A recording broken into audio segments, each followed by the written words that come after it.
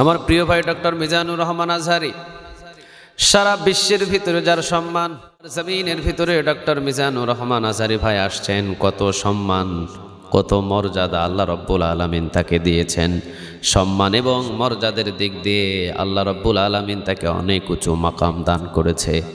বাংলার জমিনের ভিতর থেকে তাকে বিতাড়িত করা হয়েছে, বাংলার জমিন থেকে তাকে যেভাবেই হোক সরানো হয়েছে, কিন্তু বীরের বিশেষ সম্মান মর্যাদা দিয়ে আল্লাহ রাব্বুল আলামিন তাকে বাংলার জমিনে আবার এনেছেন। আমি নিজে প্রমাণ যে আল্লাহ রাব্বুল আলামিন তাকে এত সম্মান দান করেছেন। কুরআনুন কারীম ফি কিতাবিম মাকনুন লা ইয়ামাসসুহু ইল্লাল মুতাহহারুন। কোরআন হলো সম্মানিত কিতাব, কোরআন হলো মর্যাদা সম্পন্ন কিতাব।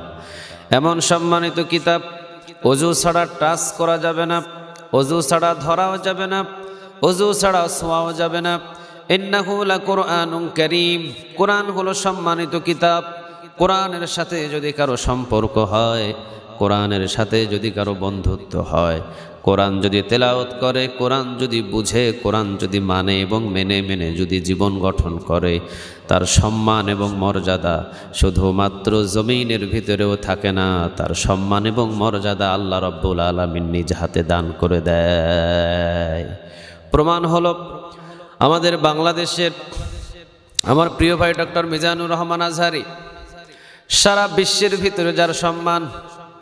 মেশকাতের ভিতরে প্রায় একটা হাদিস আছে, ২১২০ নম্বর হাদিস মেশকাতের বর্ণনায় রাসূল সাল্লাল্লাহু আলাইহি ওয়াসাল্লাম বলেছেন যে কোরআন পড়ে সে হলো লেবু ফলের মতো।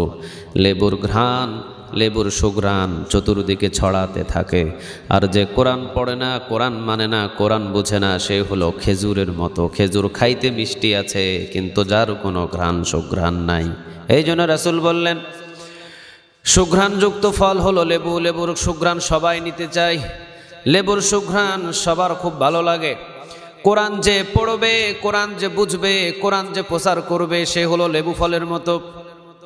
বাংলার জমিনের ভিতরে ডক্টর মিজানুর রহমান আজহারি ভাই আসছেন। কত সম্মান, কত মর্যাদা আল্লাহ রব্বুল আলামিন তাকে দিয়েছেন।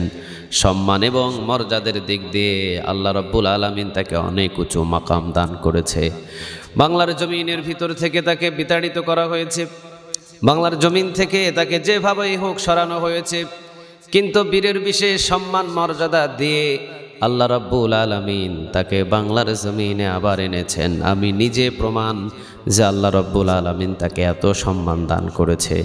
গত ২ থেকে ৩ দিনে উনি যখন দেশে আসছেন, প্রায় অনেক কয়টা মেসেজ, হুজুর একটা ডেট নিয়ে দেন, হুজুর একটা ডেট নেওয়ার ব্যবস্থা করে দেন, হুজুর একটা মাহফিলের শিডিউল নেওয়ার ব্যবস্থা করে দেন।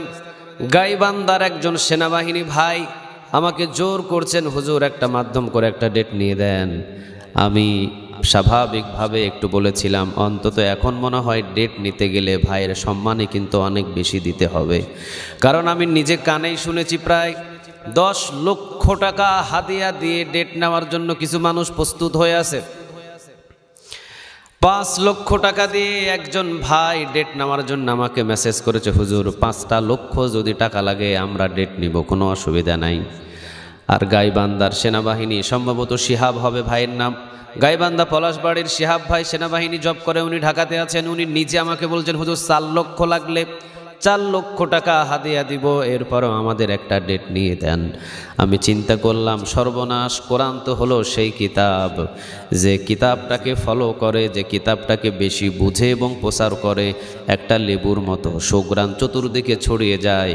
ওই সুঘ্রাণটা নেওয়ার জন্যে মানুষ কাড়াকাড়ি লাগে। ঠিক কোরআনের সুঘ্রাণ হলো এরকম, যে কোরআন পড়ে, কোরআন বুঝে, কোরআন ছড়িয়ে দেয় চতুর্দিকে, তার ঘ্রাণ পাওয়ার জন্য মানুষ লাখ লাখ টাকা দেওয়ার জন্য প্রস্তুত। সুবহানাল্লাহ।